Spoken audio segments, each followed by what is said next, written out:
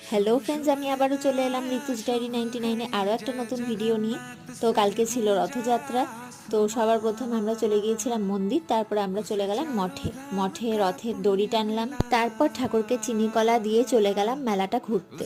তো তোমরা দেখতেই পাচ্ছ, মাটির ঘট, খেলনা বাটি, কাচের চুড়ি, মাটির পুতুল, আর তার সাথে সাথে ছিল জিলিপি, পাঁপড় ভাজা, ঘুগনি, লটকা।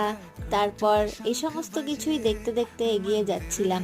আর রথের মেলা ভিড় প্রচণ্ডই ছিল। এই মেলাটা আমাদের বাড়ির একদমই কাছে বসে, আর ছোটবেলার সমস্ত স্মৃতিও মনে পড়ে যাচ্ছিল, যখন মা বাবার সাথে গিয়ে বায়না করতাম মাটির খেলনাবাটি কিনে দেওয়ার জন্য। তো সমস্তই দেখতে দেখতে হঠাৎ করে আমার একটা ফোন এলো। তো ফোনটা করেছিল আমার ছোটবেলার বান্ধবী প্রিয়াল। তো ও বলল চটপট গ্যালারি ক্যাফেতে চলে যেতে। ক্যাফেতে গিয়ে দেখলাম আমাদের আরেক বান্ধবী দীপশিখা ও ওর বার্থডে পার্টি দিচ্ছিল। তো আমিও সেই মতন একটা কেক নিয়ে চলে গেলাম, ছোট মতো একটা সেলিব্রেট করলাম। দিনটা খুব ভালো কাটলো।